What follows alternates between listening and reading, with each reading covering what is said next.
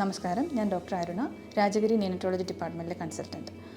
നവജാത ശിശുക്കളിലെ പൊക്കിൾക്കൊടിയുടെ പരിചരണം ഇതുമായി റിലേറ്റ് ചെയ്ത് മദേഴ്സിന് ഒരുപാട് കംപ്ലയിൻസും ഡൗട്ട്സും വരാറുണ്ട്. പൊക്കിൾക്കൊടി എപ്പോൾ തനിയെ പൊഴിഞ്ഞു പോകും, അതിനു മുമ്പ് ബേബീനെ കുളിപ്പിക്കാമോ, വെയിറ്റ് ചെയ്യേണ്ട കാര്യമുണ്ടോ, അതുപോലെ എങ്ങനെ അത് പരിചരിക്കണം മുതലായവ. പൊക്കിൾക്കൊടി യൂഷ്വലി 7 to 14 ഡേയ്സിനുള്ളിൽ തന്നെ തനിയെ പൊഴിഞ്ഞു പോക്കോളും. അത് എപ്പോഴും ഡ്രൈ ആയിട്ട് കീപ്പ് ചെയ്യാൻ വേണ്ടി മാത്രം നമ്മളൊന്ന് ശ്രദ്ധിച്ചാൽ മതി.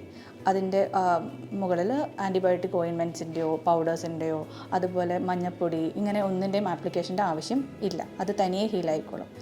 അതുപോലെ നമ്മൾ ബേബീനെ കുളിപ്പിക്കുന്നതിന് അത്രയും വെയിറ്റ് ചെയ്യേണ്ട കാര്യമില്ല. 24 hours കഴിഞ്ഞാൽ തന്നെ ബേബീനെ കുളിപ്പിക്കാവുന്നതാണ്. പൊക്കിൾക്കൊടി വീഴുന്നവരെ വെയിറ്റ് ചെയ്യേണ്ട കാര്യമില്ല. പിന്നെ നമ്മൾ ശ്രദ്ധിക്കേണ്ട 1-2 ഡേഞ്ചർ സൈൻസ് എന്താണെന്ന് വെച്ച് കഴിഞ്ഞാൽ, 1, ഈ പൊക്കിൾക്കൊടിയിൽ നിന്ന് ഫൗൾ സ്മെല്ലിംഗ് ആയിട്ടുള്ള ഡിസ്ചാർജ് വരുന്നു.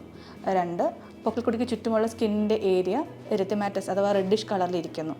3 ആഴ്ചയ്ക്ക് ശേഷവും ഇത് തനിയെ വീണു പോകുന്നില്ല. ഇങ്ങനെ എന്തെങ്കിലും ഉണ്ടെന്നുണ്ടെങ്കിൽ നിങ്ങളുടെ പീഡിയാട്രിഷ്യനെ നിങ്ങൾ സമീപിക്കുക.